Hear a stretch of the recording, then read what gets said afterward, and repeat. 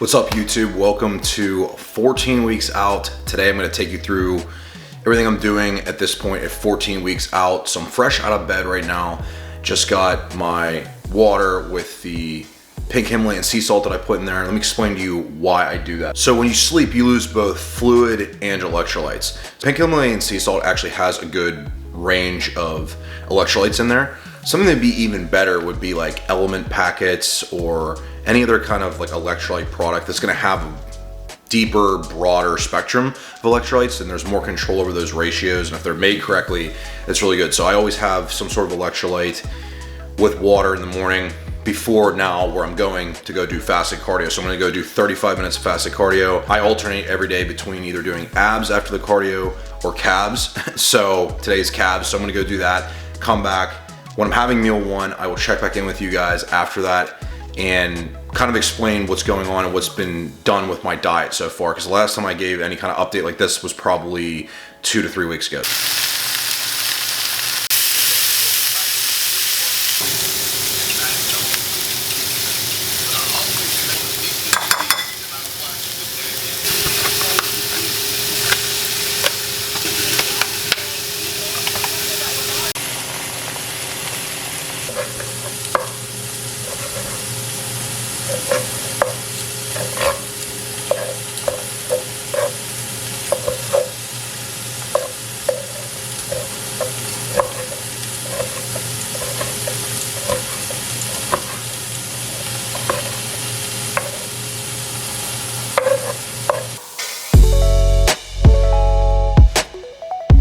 Done with meal one, done with that fasted cardio. I just showered, and I was thinking about coming on here before I went and got that shower and before I ate, but I'll be honest with you guys, I was so hungry when I came back, so my cardio just got upped. I was at 20 minutes fasted, and then it just went to 35 minutes. So that extra, like, it's almost like doubled now, and that is really making me a lot hungrier when I come home, obviously, because, you know, by the time I do the cardio and then I train calves or abs, do my vacuums, sometimes I gotta go to the store, get back here, I'm starving by that point, right? I'm starving the moment I wake up, to be clear. So right now I got some caffeine here. This is just cold brew actually from Wawa. What I've been doing is I'll get a small cold brew and I'll split it over the course of like 2 to 3 days. Honestly, because I'm super sensitive to caffeine. I don't really need a lot. But I figured I would tell you guys kind of what's going on right now. So basically, this is my 3rd week of prep, and I am now down, I wanna say, the last time I checked, I was like 268 or 269, I was 269. So I was down about 13 pounds from my peak weight, which was 282. I'm gonna guess tomorrow when I check in, I'll probably be 268, 267, somewhere in that capacity. So I'll be down pretty substantially, excuse me, at that point. And it's been tough off the jump a little bit, just a little bit, because my diet has been very aggressive from the jump. But I prefer this way because normally at the end, you're pushing really, really hard and you get really stringy looking and you have more of a chance to lose muscle. So I prefer to do it this way where you are very aggressive off the jump. This is how I'm doing it with my clients now too. And that just gives you more room down the road to do diet breaks and refeeds and things like that. So I had a refeed Saturday, just a high day. It wasn't really even a refeed technically. Refeeds would be over the course of a few days. But I got to that point because my pumps were horrible. My sleep was bad.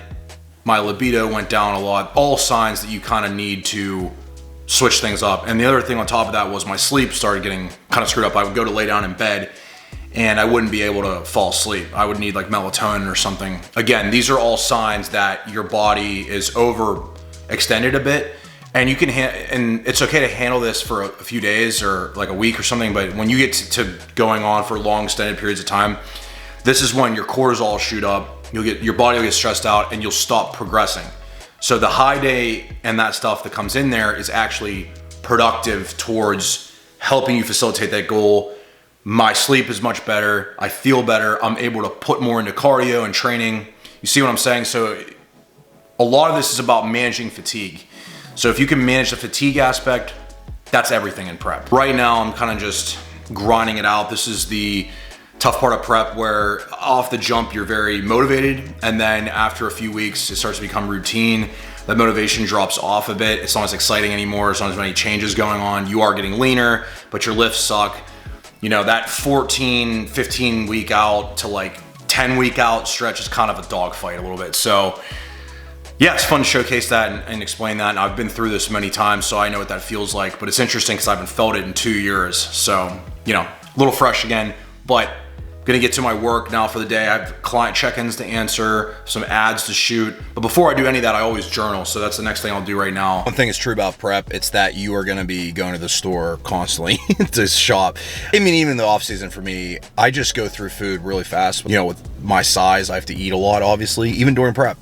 So I'm here at Aldi, I'm gonna go in. I'm probably gonna get some chicken and shrimp just because of the fact that I'm getting sick of just having chicken. It's a nice change up. It's a good lean protein source. So I'll probably grab that. I have to go back and cook that stuff. And then I'm probably gonna train later in the day today, probably around like, I don't know, 4:30 or something. The only problem is I don't know if I'll be able to bring my camera in to film me train. I'm hoping I can. So we'll see. It just depends on where I work out. Nothing like some sparkling water from Aldi's. This is watermelon flavored. This kind of stuff is really refreshing when you're prepping. Best part is there's no sodium, there's no calories in this. So this is literally just flavored water. I don't even know how they do it. It's just natural flavors. Don't ask me, I don't make this stuff. I'm just reporting it to you. This stuff is really good when you have cravings. So I lean on it pretty heavily during prep. It's really good. But I want to show you guys something, a little hack here. I'm cooking the shrimp right now for my next meal, but I want to show you something in regards to eggs. So you'll always at the time see people talking about buying eggs, and you always want to get pasture raised, right? And the reason for that, for whole eggs, okay? The reason for that is because you want your eggs to look like this. They're brown. And so what matters with this actually is the yolk.